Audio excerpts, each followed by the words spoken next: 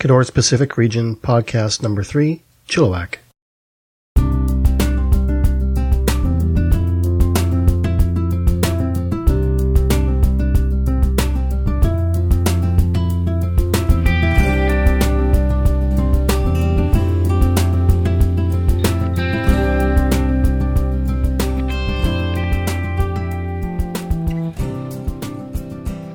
The Chilliwack Aerodrome is located at the southern edge of the city of Chilliwack. Runway 0725 is asphalt, 3,986 feet long and 75 feet wide. Aerodrome elevation is 32 feet. The aerodrome is uncontrolled and sits under the Vancouver Centre Class Charlie, which starts above 5,500 feet. There are Class Echo and Class Foxtrot advisory areas in the vicinity. The circuit is to the south, with runway 07 having right-hand circuits. Traffic at the aerodrome includes flight training, charter, and recreational. There is a mandatory frequency and an automated weather service. In this episode, we have 3 Cador's reports occurring at Chilliwack to discuss. I'm Brad Crockett, and I earned a private pilot license aeroplane in 2011. Joining me is Keith Murphy, first officer on the ATR-42. Keith holds a commercial pilot's license and Group 1 IFR rating, is type-rated on the ATR-42 and the King Air 200, and has single-pilot IFR time on the Cessna 401. Hi, Keith. Hi, Brad. It's a pleasure to be here. Keith, is there anything else to add about Chilliwack besides the great pie in the restaurant?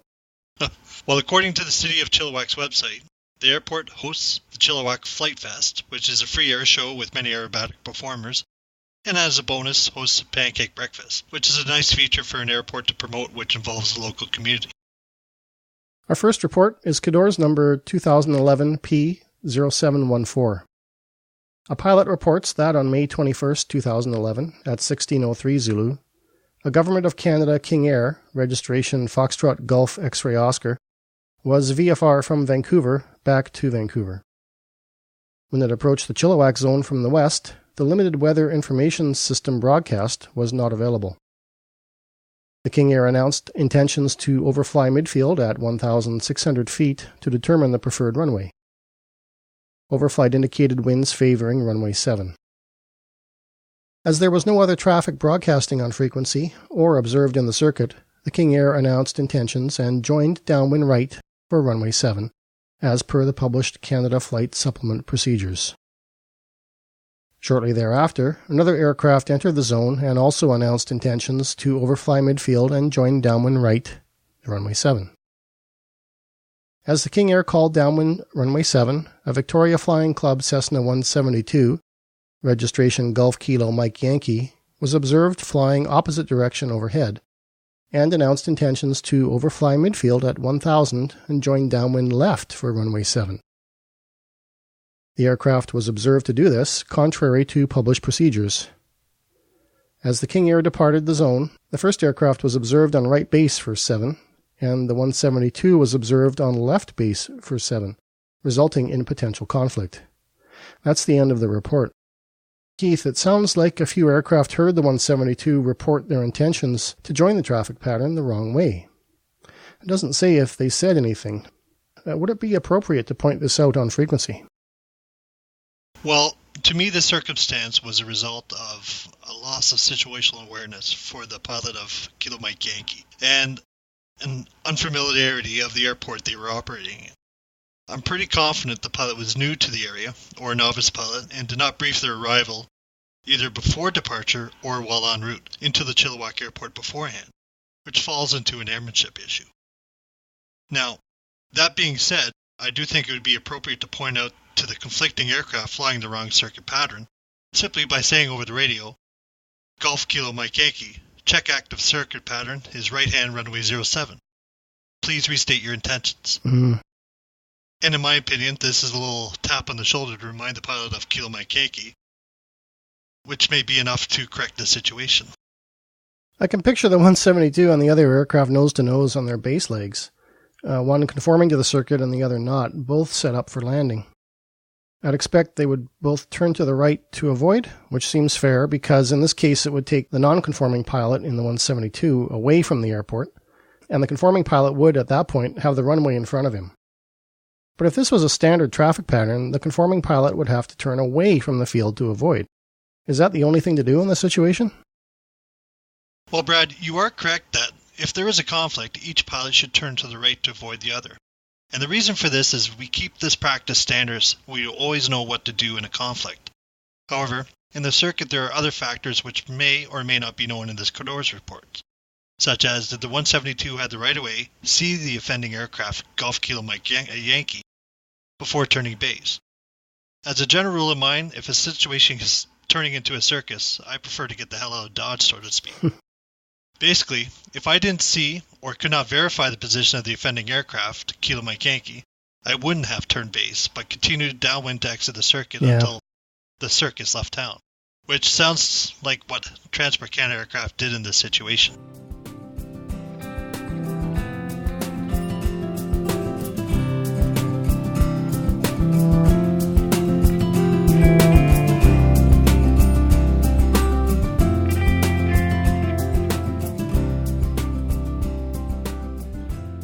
Our second report is Cador's number 2013 P0541. The Transportation Safety Board reports that on May 2, 2013, at 20:55 Zulu, an amateur-built Glastar took off from the Chilliwack Airport and stayed in the circuit for a touch-and-go. On climb-out following the touch-and-go, the engine RPM only increased to about 1,700 RPM, despite application of full throttle. The pilot radioed that he had an engine problem and was returning to land. Although the engine continued to run smoothly, it would not exceed 1,700, and as a result, the circuit was flown at a lower than usual altitude and airspeed. Returning to the base leg, the pilot noticed an aircraft positioning for takeoff, and he decided to abort the landing and continue flying north over farmland toward the Fraser River. About 2 nautical miles north of the airport, the engine suddenly went to idle, but continued to run smoothly. A forced landing was conducted in a field, and the aircraft struck a fence post. The aircraft was substantially damaged, and the pilot and passenger received minor injuries. That's the end of the report. The report doesn't discuss the decision-making of the pilot of the aircraft that took the runway when the Glastar turned base. What do you think was going on with this pilot? Well, it's hard to say since the TSB report on this incident is not available, and there is no record of a Transport Canada enforcement action. So everything is just speculation here. But I would like to think that no one would intentionally taxi onto an active runway when there is an emergency in progress. So I'm assuming the aircraft that took position onto the runway did not know what was happening. Let's just say the runway in question here is runway 07, which it appears is what it was. Taxi from the main apron to the threshold is approximately 600 feet, give or take a few hundred feet. Well, that taxi could take between 40 to 60 seconds depending on the operator. That's not a lot of time to be in the general loop of what's happening in the airport. And this is a good reason why a pilot should monitor and pay attention to traffic in the area as soon as possible after startup. And assuming the aircraft made a taxiing and position for takeoff radio call, I can speak for experience with loss of engine power at low altitude. You are laser focused at flying an airplane, and it is very easy to miss a radio call that's the one made on the ground 30 seconds ago. So this is a prime example of having situational awareness before doing something. And if the offending aircraft just slowed things down a little bit before taxiing and departing to verify that there were no conflicts, this situation may have turned out a bit differently. But this scenario is just an assumption based on experiences that I've witnessed at many airports in my career. When the Glastar turned base and discovered there was traffic on the runway, it must have come as a bit of a shock. What can you do to prepare for this kind of event if it were to happen to you? Well, I can only speak to as what would have been going through my mind, aside from a few expletives. And being on base to final, I would have continued to the airport. Airport runways within 200 feet are supposed to be clear of obstructions. And in the end, if a runway isn't clear, I'm pretty confident the grass next to the runway is. And pretty much the last thing I want to do with a malfunctioning engine is fly towards a built-up area. A grass clearway hurts a lot less than a building, I would suspect. However, again speaking from experience, as you are so laser focused at flying the aircraft and maintaining flight, the pilot may not see things as easily as an armchair quarterback, so to speak. And really, you only have seconds to make a decision and commit to it. The pilot landed in a small field with substantial damage and 2 occupants were injured, but they lived. And in the end, that's what matters.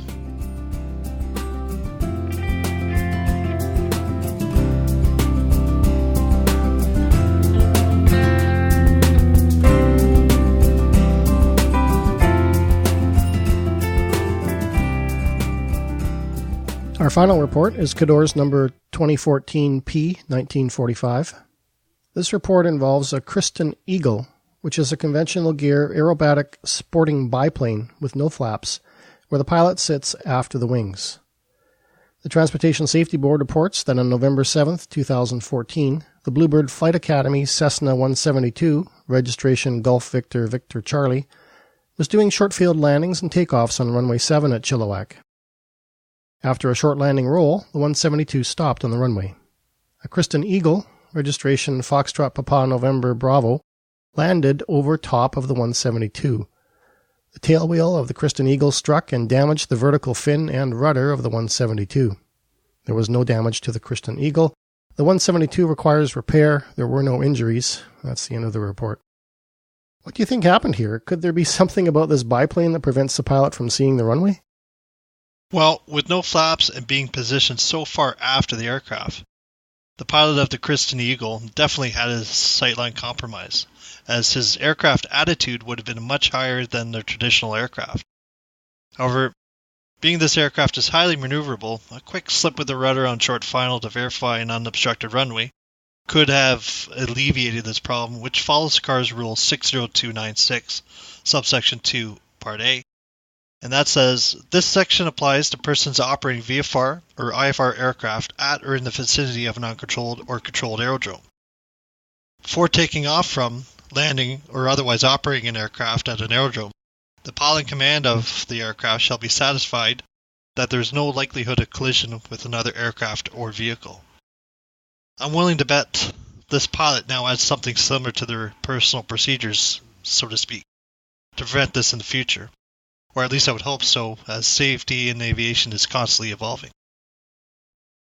The CFS doesn't give any hours for which the mandatory frequency is in effect. Does that mean it's in effect constantly? An airport with an MF is always active. The only changes to operations at MF airports are the ones with advisory or controllability, such as a flight service station or tower respectively, where there are limited hours of operations published in the CFS, and to which that airport may revert from a Class D to a Class E airspace. However, in the case of Chilliwack, it is a Class G airport, meaning uncontrolled, as published in the CFS, but with a mandatory frequency. The fact that it is a Class G uncontrolled airport does not alleviate the pilot from making radio calls, as determined in the CARS. In this case, 602.101, Part D, the pilot in command of a VFR aircraft arriving in an uncontrolled aerodrome that lies within an MF area shall report when on final approach, also in this case taxiing into position onto the active runway.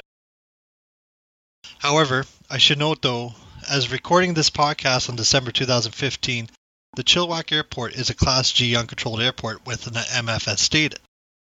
But when I look at an old paper copy of the CFS from 2011, the Chilliwack Airport is a Class G uncontrolled airport with an ATF, which means Nordo aircraft used to be able to operate in this airspace. However, it should be said that if an aircraft is equipped with a radio, the pilot is still required to make position reports, which confuses things even more and explains why Chilliwack is now an MF aerodrome. That's it for this episode. You can reach Keith and the podcast by email at pacific@cadors.ca. Thank you, Keith. Thank you very much, Brad. And thank you for listening as we take advantage of our license to learn. I'd like to recommend an interview with a pilot who experienced an engine failure on approach in a Diamond Eclipse. This interview is on the Finer Points Aviation podcast and was released on November 22nd, 2015. I'll put a link to the episode in the show notes. The information, opinions, and recommendations presented in this podcast are for general information only, and any reliance on the information provided in this podcast is done at your own risk. This podcast should not be considered professional advice.